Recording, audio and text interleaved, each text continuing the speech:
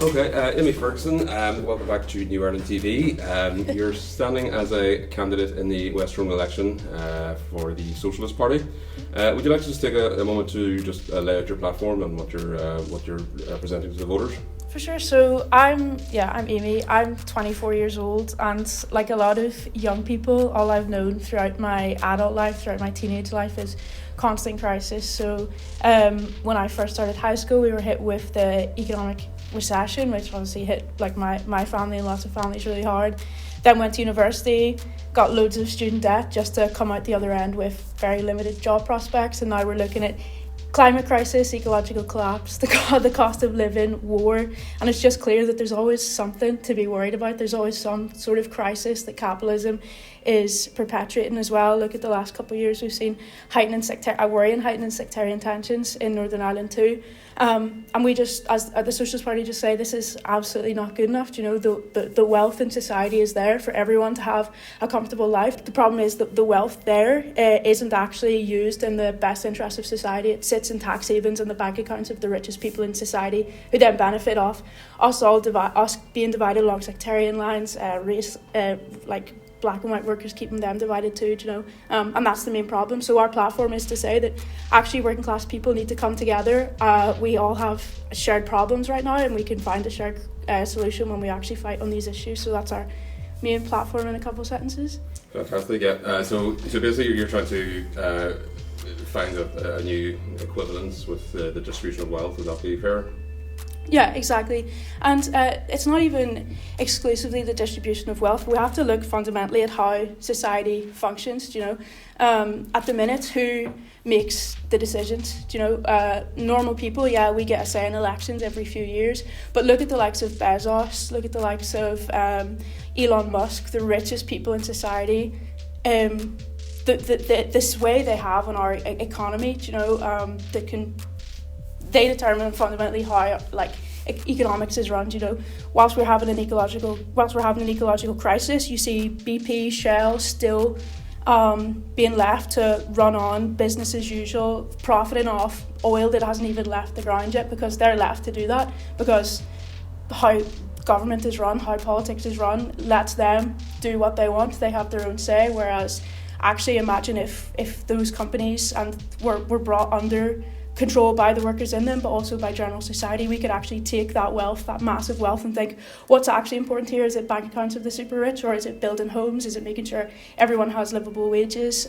Is it making sure that our energy resources are actually sustainable rather than burning us into the ground? You know, that's the main question. It's not just about wealth, it's where's that wealth made, and how our political systems are structured to make sure that wealth stays in the same hands. So. Okay. In your position as an MLA, what procedures would you go through, or what way would you try and tackle that then as an MLA if you got elected?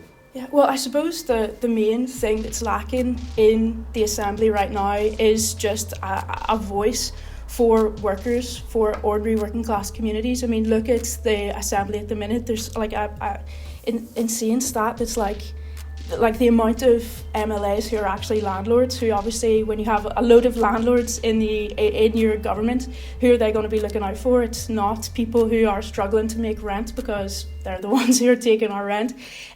Look at the amount of strikes taking place at the minute of workers who are like, actually, do you know what, we've had enough, we've worked through the pandemic and we deserve a living wage.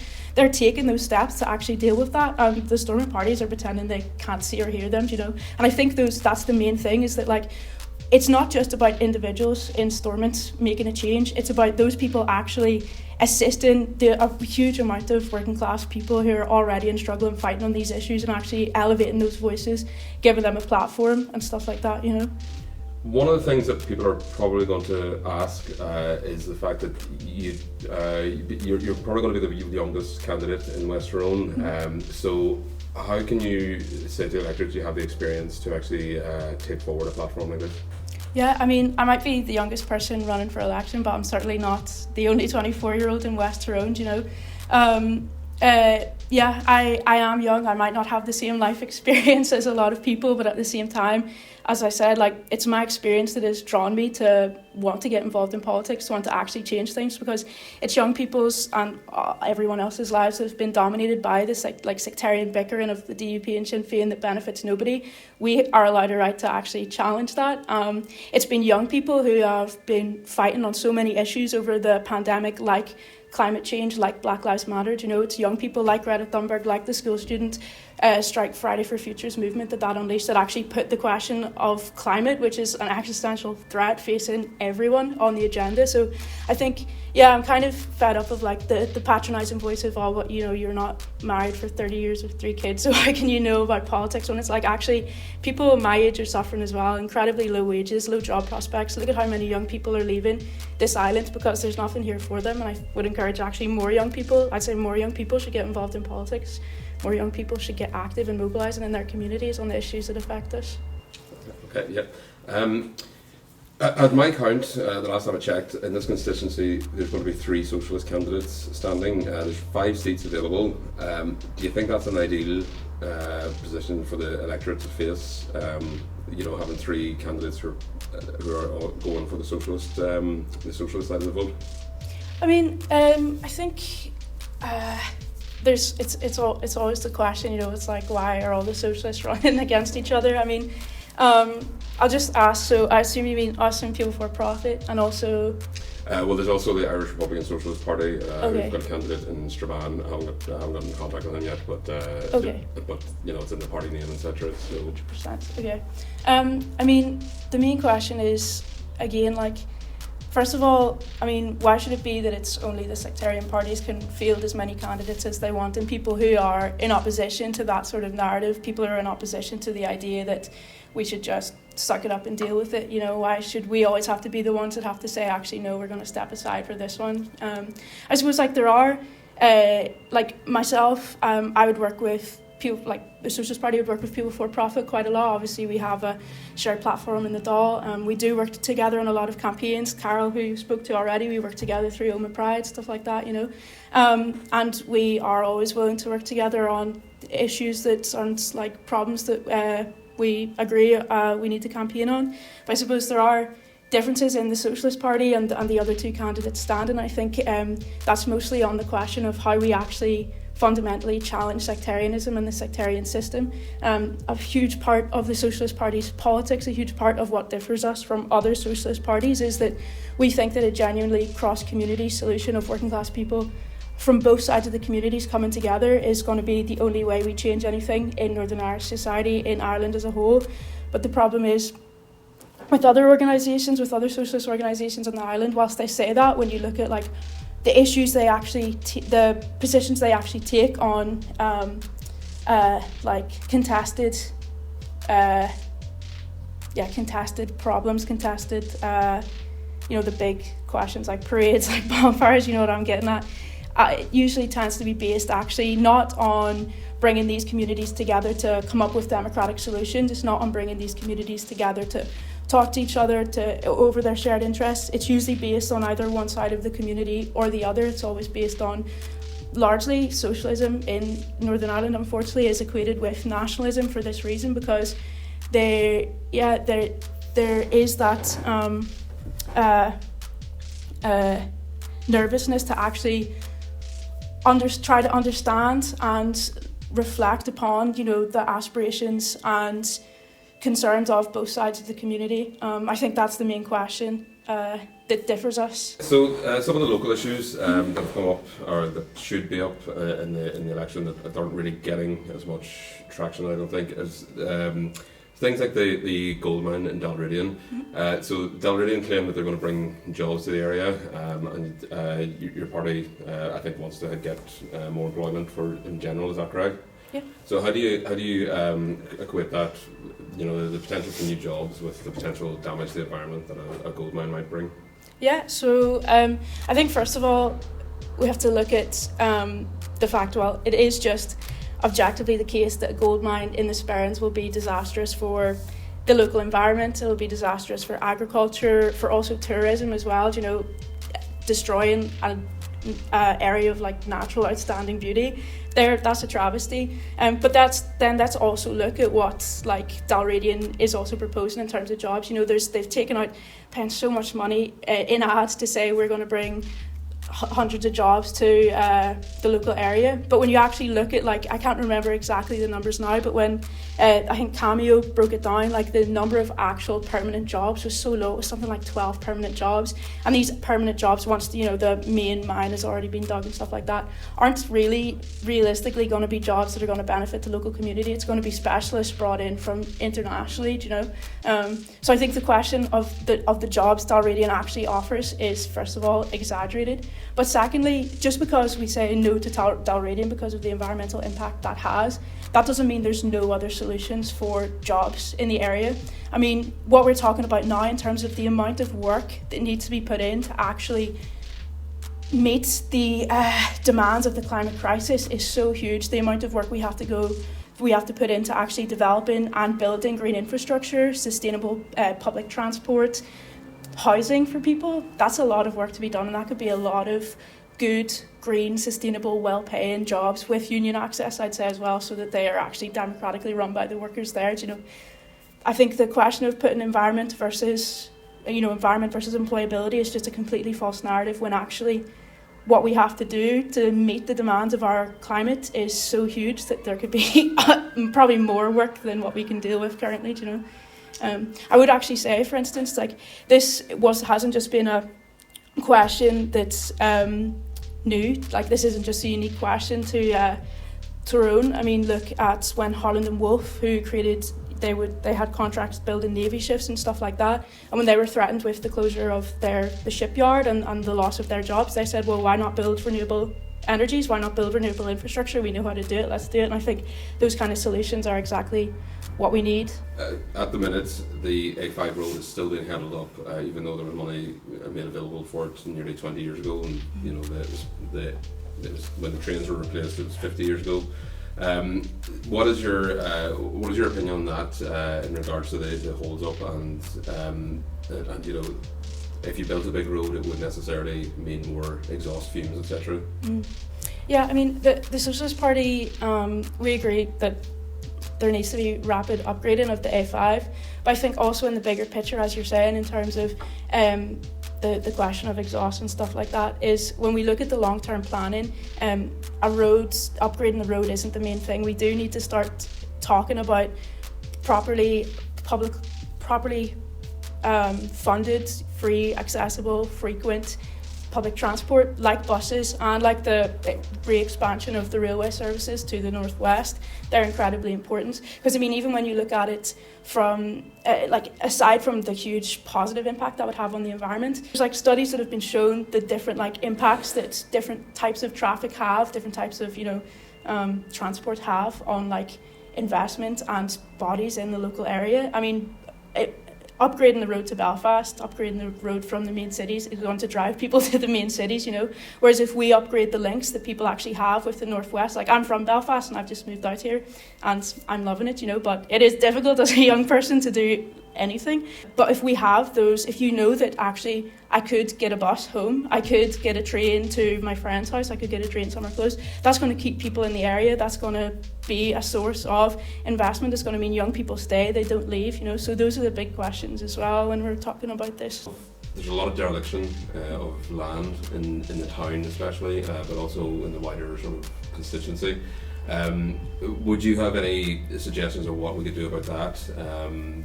Because it feels like, you know, the land is just sitting there, and whoever the landowner is you know, blockading development, etc. So would you have any suggestions of how maybe we could tackle that? Well, first of all, what we could do with the land, this is definitely a personal thing, but Omagh needs a skate park, and I'll say that now. I skateboard and I miss having the skate park here, so that's one thing we need to find land for, build the skate park. But the other thing is, like, yeah, just from what you're saying in terms of people, like speculative landlords withholding land that could be used for other things. I think public representatives need to be bold and say, listen, if you're just going to let this land rot, if you're going to let these houses rot, just leave these buildings. you shouldn't have them. What's the purpose of that for the community? There isn't one. They should be reclaimed and actually put to use. In terms of, I mean, there's lots of stuff we can do. Like as part of Omagh Pride, we're always talking about more queer spaces, sober and otherwise. Actual like amenities for young people to do stuff. You know, I'm a barista in the area, and that's essentially all young people can do is come and sit in the cafe where they have to spend money. But why should that be the case? You know. But the other question as well that we have to ask is actually, why is the town so empty? Do you know, why are small businesses really struggling? And like that's connected to the cost of living crisis that we'll probably talk about. Working class people don't have money in their pockets to actually go into town and spend a lot like that they may have done in the past. And if working class people don't have money in their pockets, if wages aren't actually getting you anywhere beyond your very, very basic bills, even when shops and businesses are brought into the area, who's going to spend the money? They're not going to stay open. So there's another question tied to that as well. So there's the problem with the landlords, but there's also the problems with the income that working class people have, and those two problems are connected. So the cost of living crisis has become very, very sharpened just since the start of 2022 even. What do you put that down to? And again, what would you suggest we could do to alleviate some of the difficulties? I mean, the cost of living crisis obviously is particularly sharp now coming out of COVID, but it's definitely not a new problem. Wealth inequality has been soaring for years, especially the past decade or so following the economic crisis, where when faced with an economic recession because of the actions of the banks, of billionaires, of just not properly because the question of the economy was left to a handful of greedy individuals and banks and not actually planned, it meant that once we faced crash, it was the response of the governments wasn't how can we thoughtfully deal with this in the long term. It was okay, well, we need to now attack public services, attack all the earnings that working class people have, and that was part of the rampage against ordinary communities where there were job losses, there were cuts to the NHS, cuts to everything that working class families relied upon, and that's been exacerbated over COVID when, for instance, like I work in hospitality, so it's been a tough couple of years for us where we were just pretty much told overnight, you don't have a job anymore, and all we were given was 80% of your wage, and obviously 80% of your wage in hospitality is 80% of minimum wage, which already wasn't enough to live on,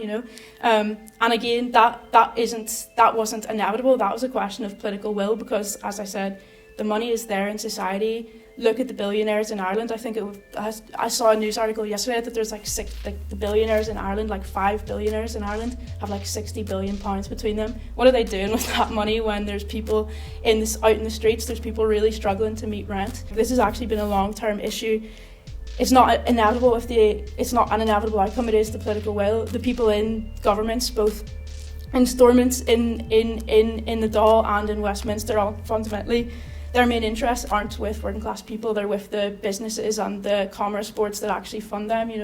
And one of the solutions that the Socialist Party says that the minimum wage should be raised to £15, and that's not that statistic doesn't come out of nowhere. That's the minimum that you need to be above the poverty line. That's the minimum you need to actually survive, not just like just get by, but actually survive, where you can have disposable income to come into town, spend your money, and also just not be constantly stressed. And the other problem as well that I could see arising is like with the current war in Russia and Ukraine. I think we have to really watch out for the governments here trying to pretend that any further attacks that they try to launch on working class people, they'll try to blame on the war, like, oh, we need to do this to defeat Russia, etc. I think actually, if they were serious, they would look at the huge companies like Shell, like BP, who are massively profitable, have made like £40 billion between them over the past year, and again, ask them, you have to ask, where's that wealth going to? Is it just going to tax havens? Is it just sitting there? Or are we going to actually seize that wealth and put it to good use? So the solutions are literally there, but not the people who want to implement them. I've talked a lot about the inaction or the like appalling actions of the storming parties in their role in creating the cost of living crisis and in all the problems we've mentioned so far.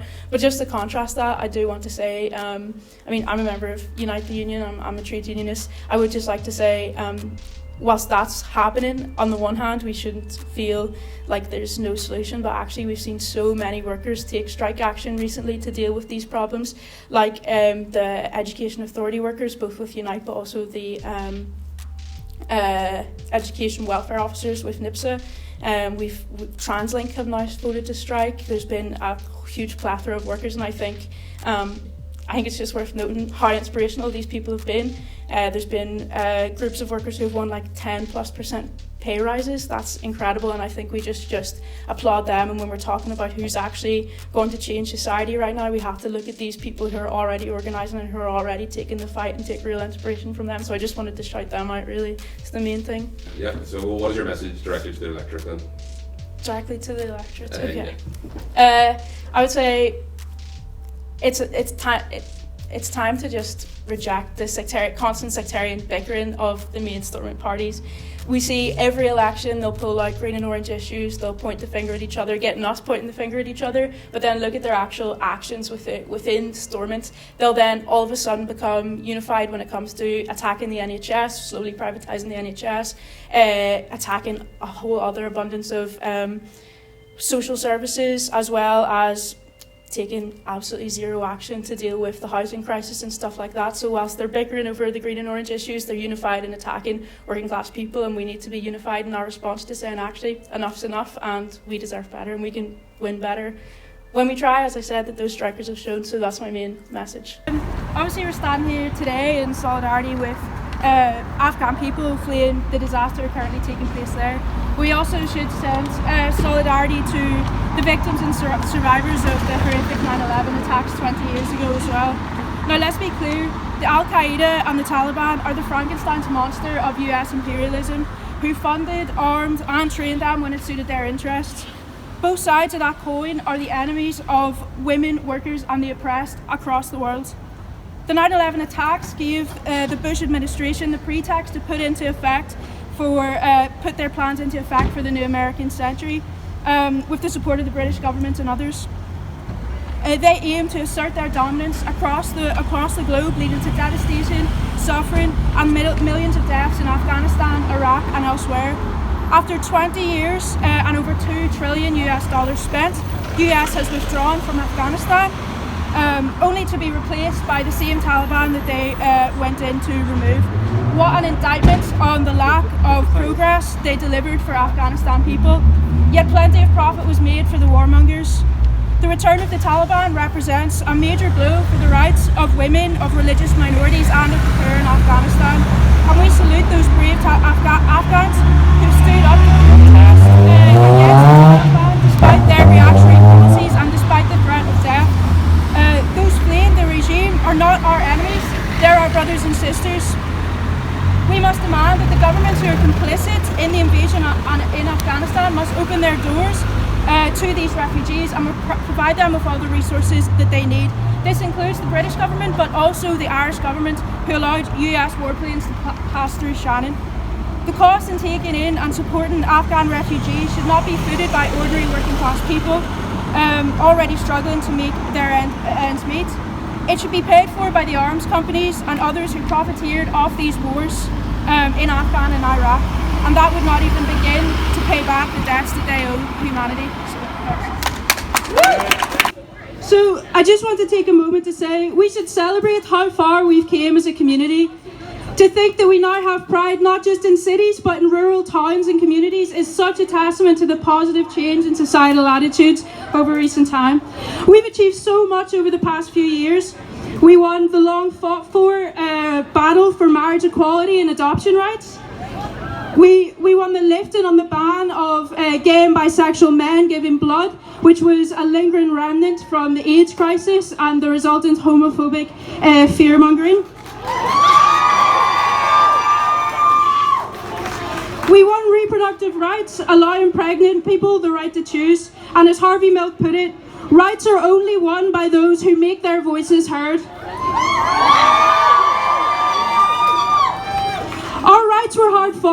they weren't handed down by politicians, but by protesting and campaigning, we forced so many politicians to shift their ground. But Pride can't just be about celebration. Pride started not as a party, but a riot that developed into the powerful protest movement that won those victories. And we still have so much more to win if we're to achieve real liberation. We need to stand and fight with our trans and non-binary siblings who still face systemic abuse and the hurdles they have to jump through just to have their identity recognised and to receive adequate healthcare. We need to fight to challenge the effect of decades of LGBTQ phobia which are present in the disproportionate mental health problems and homelessness in the community. And we need to fight against those here and internationally who are trying to roll back our rights, like successive right-wing governments in Hungary and also in the southern states of America who are launching an attack on our trans siblings. And in these battles, we have to ask who are our real allies and who are just jumping on the bandwagon. In the trade union movement, we have to say, which side are you on? We've seen a wave of multinational companies across the world paint themselves in rainbow flags and then bankroll homophobic politicians. I think we can do better than that. We should look to those in our past who united, oppressed and exploited people in their common interest. So I want to mention Mark Ashton, a guy from Portrush. So Mark, alongside others, launched the Lesbians and Gays Support the Miners group in the 80s. They stood in solidarity with the miners' strike.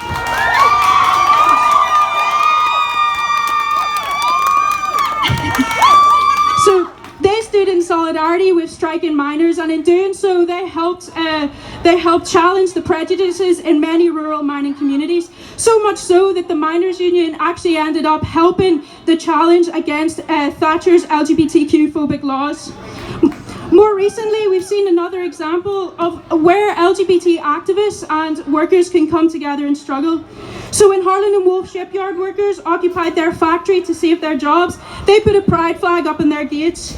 In response, on the Belfast Pride Parade, many held placards which said, "Pride means solidarity, support the shipyard workers."